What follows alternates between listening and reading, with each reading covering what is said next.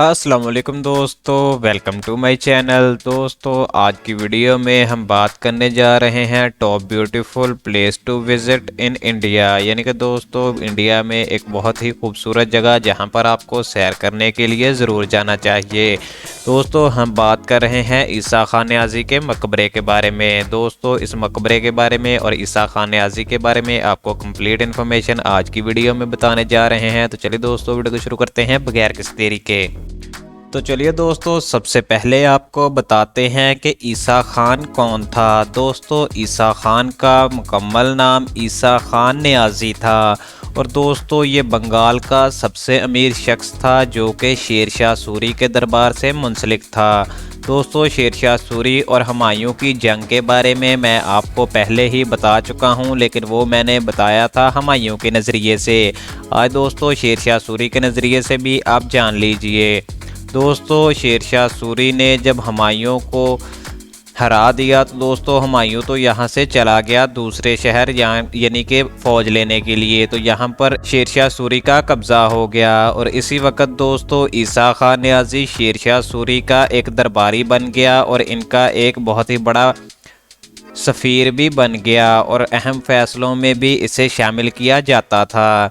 दोस्तों इसने अपनी ज़िंदगी में ही अपना एक मकबरा बनवा लिया था जहां पर इसके मरने के बाद इसे दफन किया गया। इसी मकबरे की आपको मुकम्मल तारीख आज की वीडियो में बताने वाले हैं।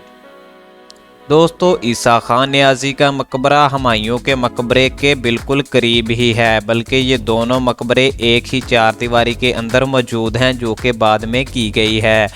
दोस्तों इस चार दीवारी के अंदर आप मेन गेट से दाखिल होते हैं तो दाहिनी जानब आपको ईसा खान का मकबरा नज़र आएगा, जिसके पहले उससे अंदर जाने के लिए दरवाज़ा आपको मिलेगा जो कि लाल पत्थर से बनाया गया है। दोस्तों इस दरवाज़े के सामने इंटर होते ही आपको ईसा खान न्याज़ी का एक खूबसूरत मकबरा नज़र आ जाएगा।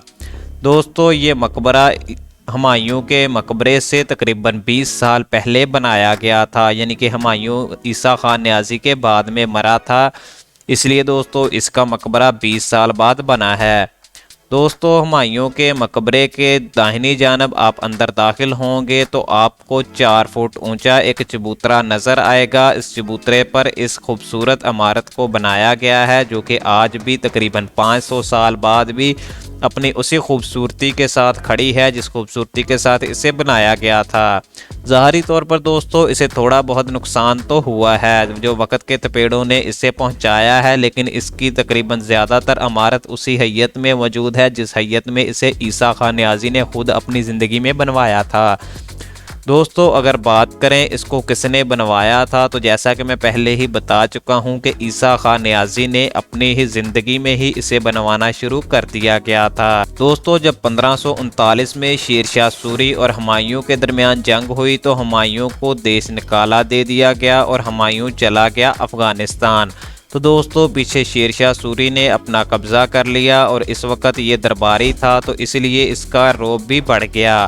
दोस्तों ये सारे फैसले करने का हकदार भी बन गया। तो दोस्तों जब इसके पास पावर आ गई तो इसने अपना एक मकबरा बनवाने का सोच लिया और दोस्तों इसने अपना मकबरा बनवाना शुरू कर दिया।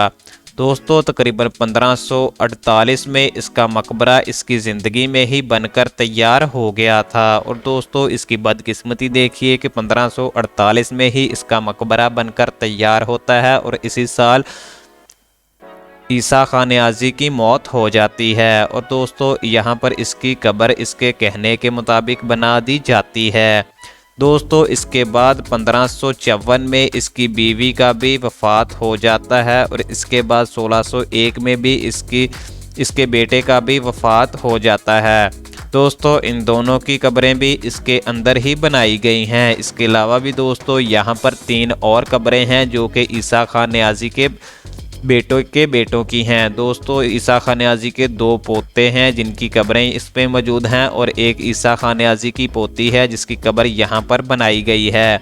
दोस्तों ये तकरीबन 500 साल पुरानी इमारत आज भी देखने वालों को अपने अंदर समा लेती है क्योंकि ये लाल पत्थर से बनाई गई ऐसी खूबसूरत इमारत है जो कि देखने के काबिल है। दोस्तों इसका मेहराब ख़ास तौर पर देखने के काबिल है। इसके दोस्तों 9 मेहराब गुंबद बनाए गए हैं।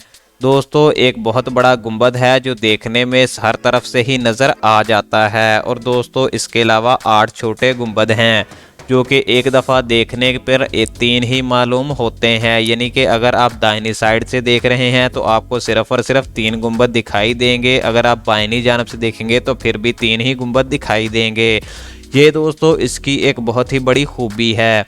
इसके अलावा भी दोस्तों इसके इर्द गिर्द एक बहुत ही खूबसूरत बाग मौजूद है जो कि देखने वालों को अपने अंदर समा लेता है। और दोस्तों यूनेस्को ने अब इसे वर्ल्ड हेरिटेज साइट्स में भी शामिल कर लिया है और इस पर सिक्योरिटी भी तैनात कर दी गई है।